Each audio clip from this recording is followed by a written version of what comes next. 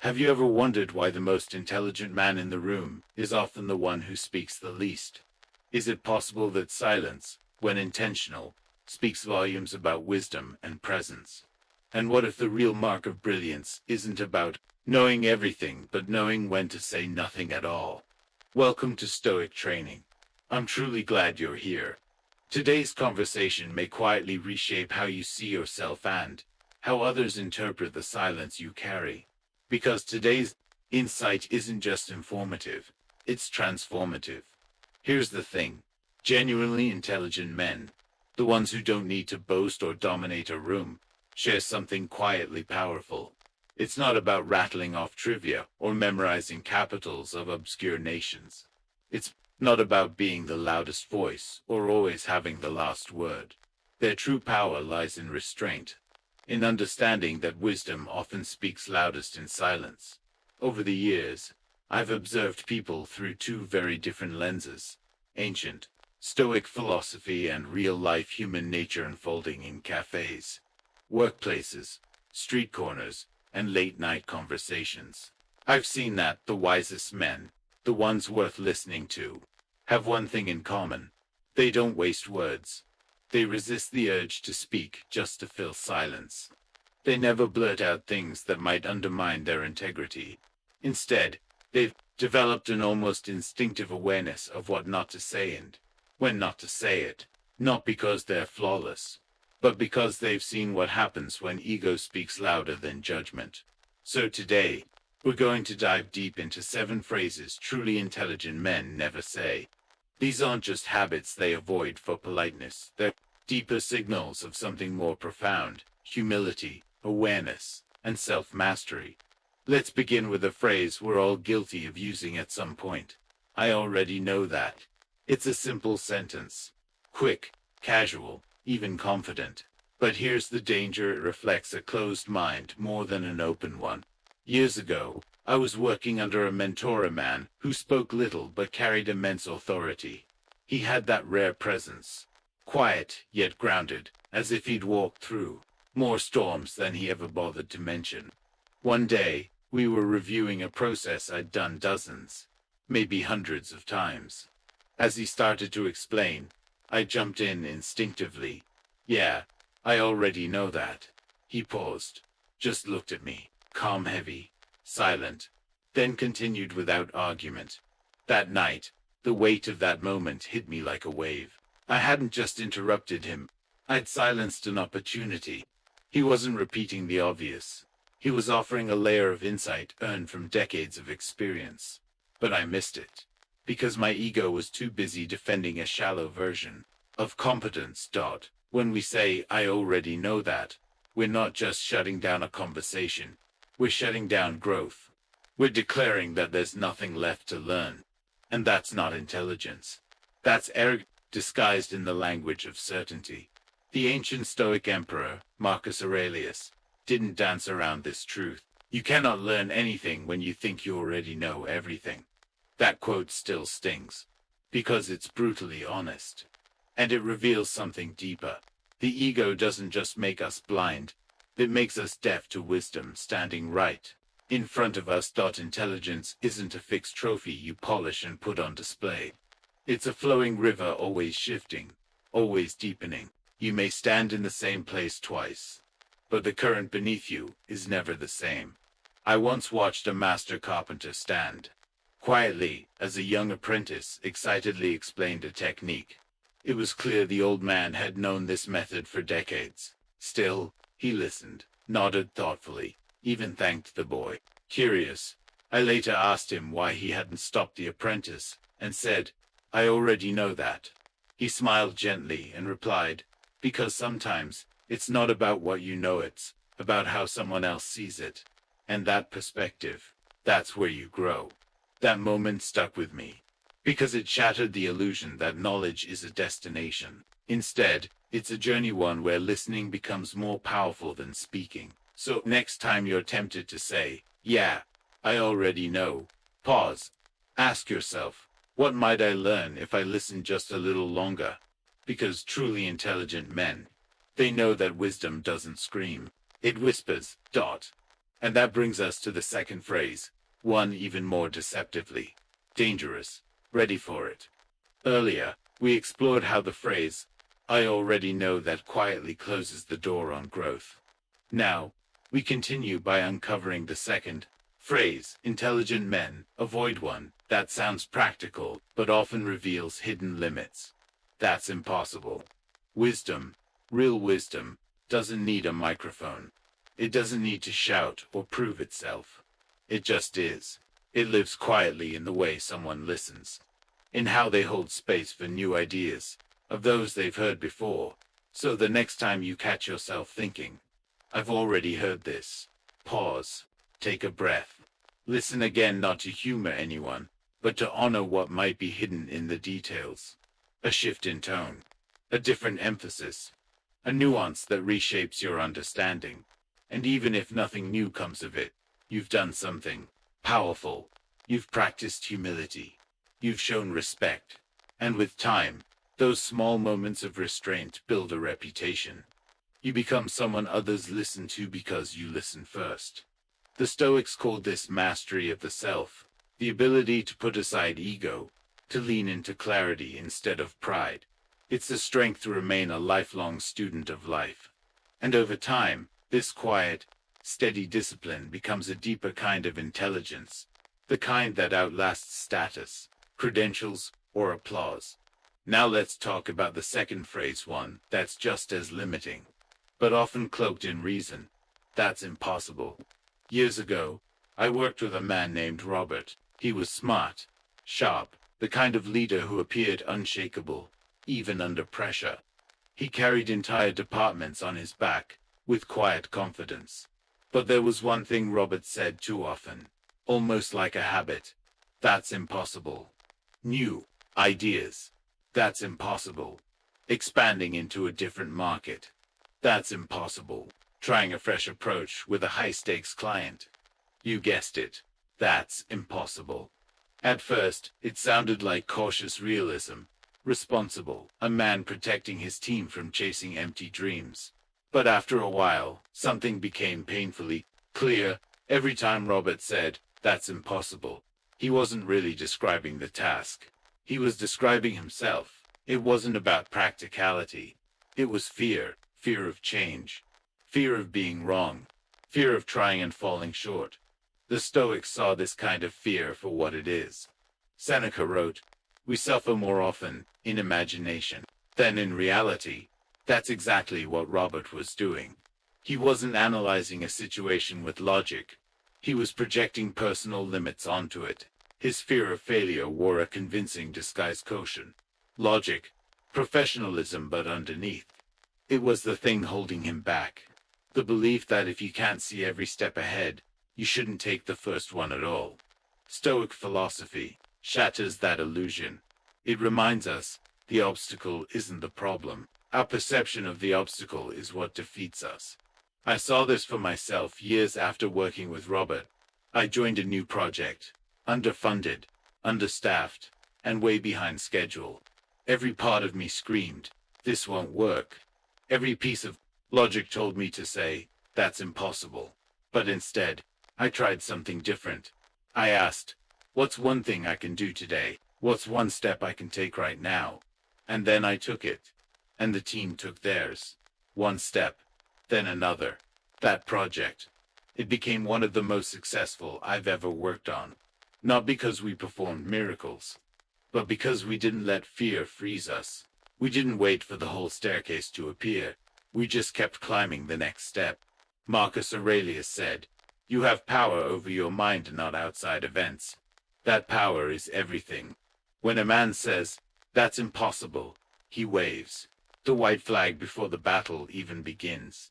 But intelligent men, they know better. They understand that impossible is often just code for unfamiliar. A fog that clears with action. A wall that turns out to be a door. The moment you knocked out, because strength doesn't come from winning every time. It comes from showing up. From trying again. From refusing to let imagined failure define what's real. And now, we move on to the third phrase, a subtle one that quietly sabotages relationships, both personal and professional. You might have said it without even realizing the damage it does. Previously, we saw how labeling something impossible often says more about our fears than the task itself. But Stoic wisdom teaches us that true strength lies in persistence, one step forward, even when the path is unclear, when the odds feel stacked against us, when the mountain seems too steep. That's where Stoic courage comes in. It's not about reckless optimism or blind faith. It's about disciplined persistence, about doing the difficult thing not because it's easy or certain, but because it's the right next step. Life constantly asks us to face the hard, the uncertain, the uphill, and the moment we declare something as impossible, we don't just shut the door on opportunity, we shut it on ourselves. But the man who dares to take one small, deliberate step forward, no matter how uncertain the outcome, often opens doors others never even noticed. That's not just intelligence. That's wisdom refined in struggle and revealed through consistent effort. Now we come to the third phrase. Intelligent men avoid. That's not my fault. This phrase is one of the most quietly destructive things a man can say. It slips out easily, often in defense, often when tensions are high and outcomes turn sour. When things fall apart at work, in relationships, in personal goals, our instinct is to protect ourselves. To make it clear, we didn't cause this. It sounds reasonable, even fair, but there's a hidden cost. Because every time we say, "That's not my fault," we're doing more than pushing blame away, we're handing away our power. Truly intelligent men understand something deeper. Responsibility isn't about accepting blame, it's about gaining influence. If you always deny responsibility, even for a small part of the issue, you give up your chance to become part of the solution. Years ago, I watched this unfold in real time. A friend of mine, Michael, lost a major client at work.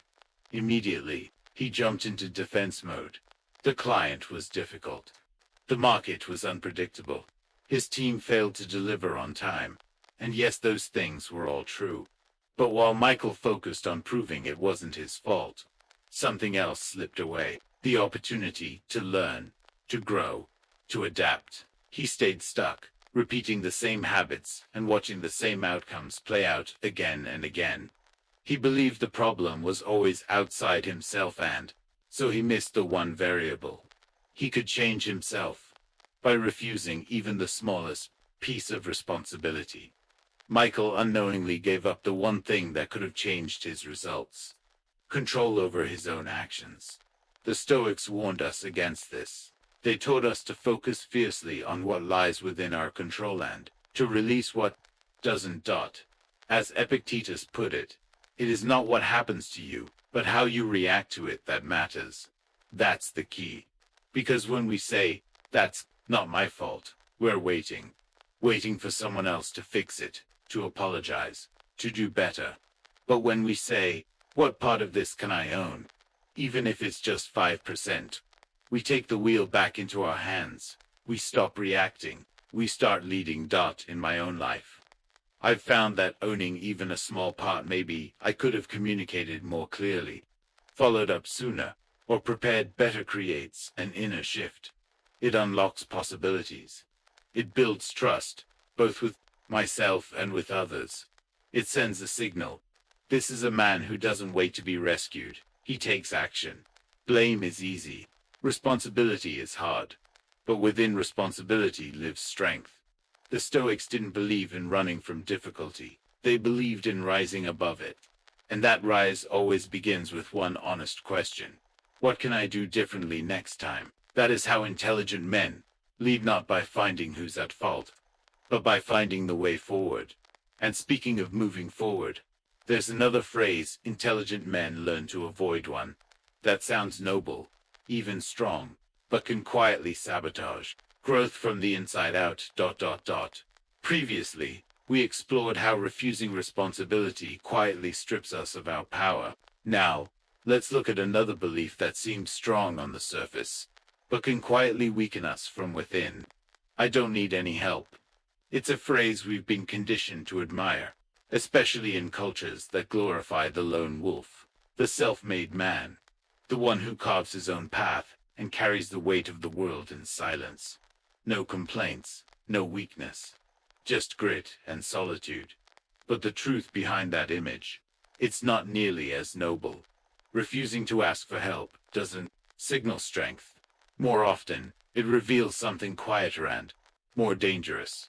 Pride, the kind that creeps in slowly, almost invisibly. The kind that whispers, "You're not allowed to need anyone." That kind of pride doesn't protect us. It isolates us. It convinces us that struggling alone is a virtue, that silence is strength, and over time, it eats away at the very resilience we think we're preserving. I was reminded of this while reading about one of history's most admired figures, Abraham Lincoln, the man who led the United States through its darkest chapter, the Civil War. Popular history often portrays him as a lone, stoic figure, one man shouldering the burden of a fractured nation. But if you look closer, you'll find a very different truth. Lincoln didn't isolate himself. He actively leaned on others. He surrounded himself with advisors who often disagreed with him. He sought out differing opinions, not because he lacked confidence, but because he understood something vital. Wisdom isn't born in isolation. It's shaped through challenge, feedback, and the courage to admit you don't have every answer. During the intense and bloody Battle of Antietam, Lincoln paid a personal visit to General McClellan. Despite their ideological differences, he needed strategic insight. He spent long hours with his cabinet, a group famously known as his team of rivals, precisely because he valued contrasting perspectives. He knew this wasn't weakness. It was strength, measured by humility. That's the lesson intelligent men eventually learned. Yes, self-reliance matters, but it was never meant to be absolute. The Stoics were clear on this point. Marcus Aurelius, arguably the most powerful man of his time, didn't pretend to be all-knowing. In Meditations, he openly gave thanks to the mentors, teachers, and friends who shaped him. He listed the lessons they taught him. He acknowledged their impact. If the Emperor of Rome could admit his need for others, why do we think we shouldn't? And yet many of us do. We tell ourselves that asking for help means we've failed. That if we reach out, it proves we weren't strong enough to stand alone. But that belief, it's a trap. It locks us inside our own heads. It isolates us inside our own problems. Slowly, silently, it wears us down. And perhaps worst of all, it denies those around us the chance to offer their strength, their perspective, their support. Because here's something we don't always think about. When we refuse to ask for help, we don't just rob ourselves, we rob others. We cut off the mutual connection that allows both sides to grow. We stifle the human bond that says, we rise together. I've fallen into that trap myself. There was a time when I thought I had to carry everything: work, family, expectations, the constant pressure to appear unshakable. I believed strength meant silence, that holding it all in somehow proved I could handle it. But it didn't. It drained me. Everything shifted when finally I opened up to someone I trusted. I admitted, quietly but honestly, I can't do this alone. And what I received in return wasn't pity or judgment, it was understanding, support, a reminder that I wasn't alone, that I never had to be. That single moment of humility gave me something I hadn't felt in years: relief, clarity, and a renewed sense of strength, not because I stood taller, but because I stopped standing alone. True strength, I realized, isn't in how long you can endure alone. It's in knowing when to reach out hand, when to take the hand that reaches back. The Stoics remind us that we are not made to be islands. We are made for community, for cooperation, for mutual aid. As Epictetus said, no man is an island, and pretending we are only leads to quiet suffering. And that brings us to the next phrase, one that may feel casual at first, but carries a subtle poison beneath its surface. In the last section, we explored how the courage to ask for help reveals true strength, not weakness. Now, we turn to another quiet lie many men believe, one that limits not just action, but the very identity of who they can still become. Too old for that. It's one of the most damaging thoughts a man can internalize and one of the most common. It slips in silently. You won't hear it screamed from rooftops. You'll hear it whispered disguised as a joke, or justified as logic. It's a young man's game. I've had my time. That ship sailed. But behind that quiet voice is something heavy. Resignation. A subtle belief that the best years are over. That the final chapter is written. That what lies ahead is nothing more than waiting for the curtain to fall. And it's not true. Truly intelligent men know this. They understand that saying, "I'm too old for that," doesn't just limit opportunity, it suffocates purpose. Slowly, quietly. It doesn't crash into you like a storm, it erodes you like waves on rock, wearing away your belief that there's still more to do, to give, to become. But life has a way of proving that wrong, if we're willing to listen. Let me tell you a story. A man named Harry Bernstein spent most of his life working behind the scenes. He was a magazine editor, a provider, a family man. At 93 years old, yes, 93, he sat down to write his first book. Not because he was chasing fame, not because he expected success, but because something inside him still needed to be expressed. The book was called The Invisible Wall, deeply personal. Memoir about growing up in a poor English town divided by religion and prejudice. A story shaped by his childhood. Full of hardship, identity, and human nature. The manuscript was turned down repeatedly by publishers. He could have stopped. He could have said, "Maybe they're right. Maybe it's too late." But he didn't. At 96 years old, his book was published, and not just published, celebrated. It went on to become an international bestseller. It was translated into multiple languages. His words reached across borders and generations. And here's the part I loved most. He didn't stop there. He went on to write 3 more books. His voice grew stronger with each one. Harry didn't buy into the lie that age had disqualified him. He didn't accept the idea that his story had to end quietly. He believed deeply that life still had something to offer, that he still had something to say. And what struck me most wasn't the book deals. It wasn't the acclaim. It was the courage. The courage to begin something new at an age when most people are told to sit still. The courage to ignore the inner voice whispering, "It's too late." The courage to believe that growth is not a phase, it's a choice. One we can make at any age. And that choice. It's available to all of us. Every single day. The Stoics echoed this truth long before Harry ever sat down at his desk. Marcus Aurelius wrote often about mortality, not to inspire fear, but to inspire urgency, to remind himself, and us, that while death is inevitable, it is not the focus. Life is . And as long as you breathe, you have purpose. As long as you think, you have the capacity to grow. Age does not dull the mind that remains curious, sharpens it, it distills experience into clarity. It forges resilience from the fire of time. I've seen this firsthand. I've watched men in their 60s, 70s, even their 80s, learn new skills, start companies, mentor others.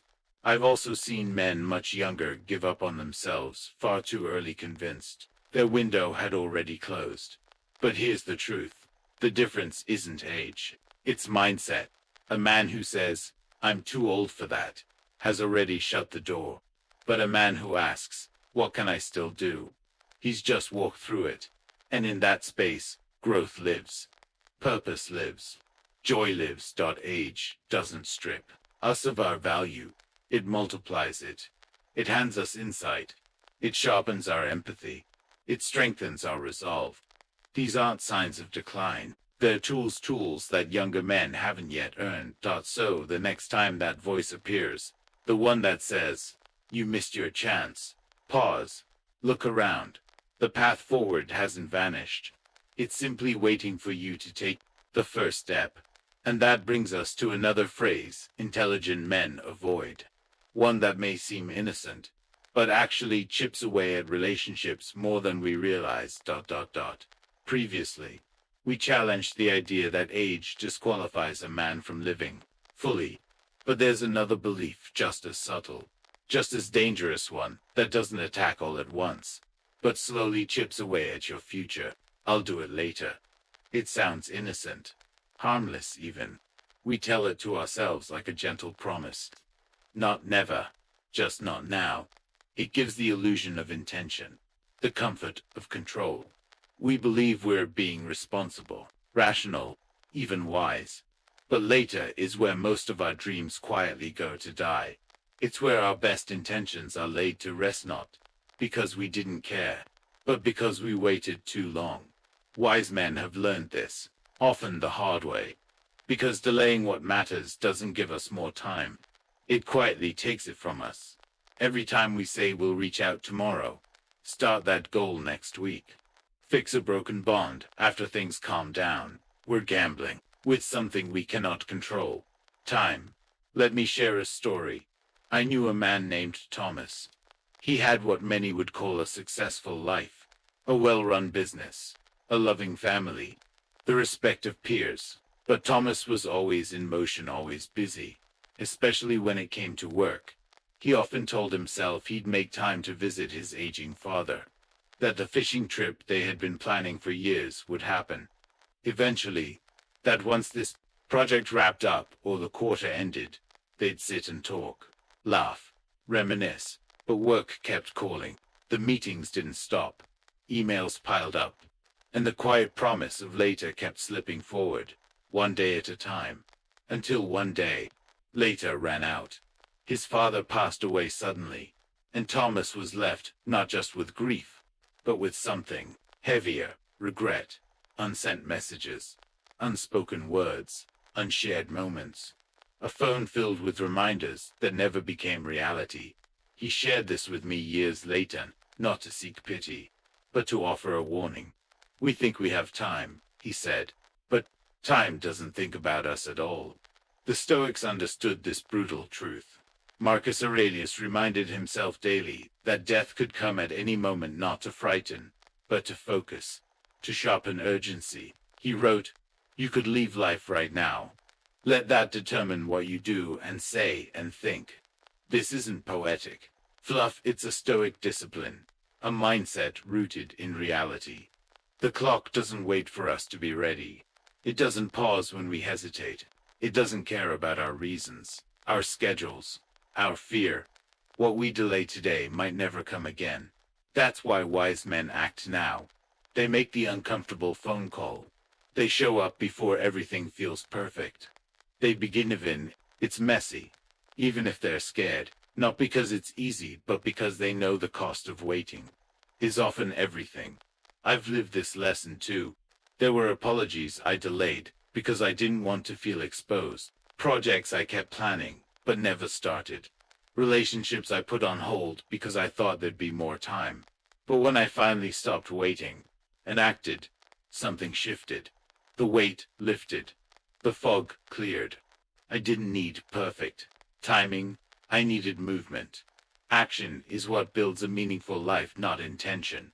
Intention feels good, but it's action that creates change, that repairs what's broken, that brings purpose to life. And that's the heart of Stoic urgency. Live now, speak now, act now. Because later is a fantasy, a soft lie we tell ourselves until it's too late to take it back.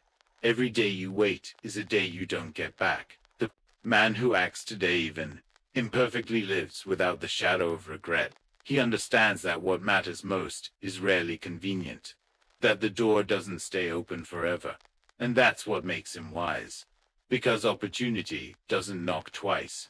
And sometimes it doesn't knock at all, it just quietly passes by while we wait for the right moment. So the next time you think, "I'll do it later," pause.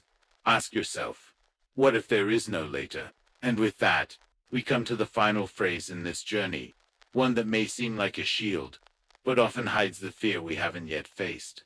In the last section, we faced the illusion of later, how it quietly leads our best intentions to wither.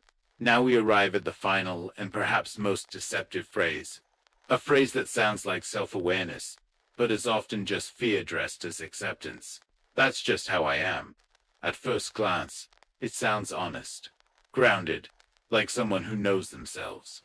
But dig a little deeper, and you'll often find that it's not confidence speaking, it's resignation. It's a subtle way of saying, I've stopped trying. Or worse, I've stopped believing I can be more. This phrase is one of the most limiting beliefs a man can hold, because it suggests that growth has ended, that change is no longer possible, that the patterns we've repeated have become who we are, set in stone. But the truth is, we are not fixed beings. We are not trapped in past identities or bound by old habits. We are, every day, being shaped by what we choose to do, again and again. The moment a man says, "That's just how I am," he's not stating a fact, he's making a decision to stop evolving, a refusal to take responsibility for who he still could become. I've seen this play out in real life. A man who constantly loses his temper. When challenged, he shrugs it off. I've always had a short fuse. That's just who I am. Another who keeps others at a distance because vulnerability makes him uncomfortable. Instead of exploring that fear, he tells himself, I've never been the emotional type. That's just how I'm built. But here's the truth. These aren't facts. They're excuses. Excuses that give fear a place to hide. Excuses that allow complacency to feel like authenticity. And deep down, they reveal a quiet resistance not to who we are, but to who we might become. The Stoics never accepted this kind of self-limiting story. They taught that we are not prisoners of our nature, nor victims of our past. Our character is not dictated by genetics or upbringing. Alone it's built, refined, and reshaped through choice. Epictetus said, it is not things themselves that disturb us, but our judgments about them. Likewise, it's not who we are that limits us, it's the beliefs we cling to about ourselves. If you've labeled yourself unchangeable, you've already cut yourself off from growth, from transformation, from the life you could still build. Change is uncomfortable. Yes, it requires honesty. It demands courage. It pushes us to ask hard questions. Am I reacting this way because it's truly me, or because it's easier than doing the work to change? Growth means letting go of familiar stories, even the ones that kept us safe, especially the ones that kept us small. But here's what makes it worth it. The Stoics believed that self-mastery, the ability to govern your impulses, confront your excuses, and actively shape your character is the highest form of strength, not because it's easy, but because it's essential for a life of virtue and meaning. Wisdom, they taught, isn't a title. It's a practice. It's showing up each day not with shame, but with respect for yourself. Enough respect to ask, what part of me is ready to grow? Not because you hate who you are now, but because you know you're not finished. Because the man who says, that's just how I am, is closing the door. But the man who says, I can become better, he opens it. And that is the core of Stoic truth. Life itself is change. Nature is change. The seasons shift. The rivers flow. The body grows old. To resist change is to resist life itself. The intelligent man doesn't fear this. He welcomes it. He doesn't see himself as broken or perfect. He sees himself as unfinished, a work in progress. And in that humility, that willingness lies true wisdom. If you've recognized yourself in any of these 7 phrases, know this, you're not alone. I've said them too. I've lived them more often than I care to admit.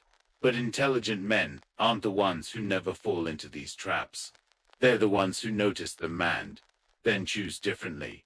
And that's exactly what we've done here. One truth at a time.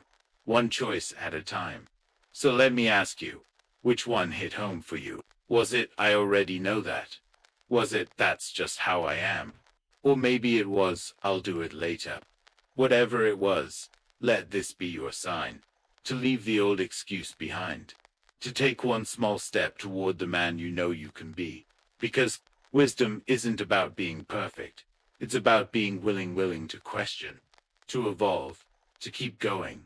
And if this message spoke to you, share it with someone walking the same path. And if you haven't yet, hit subscribe because we're just getting started.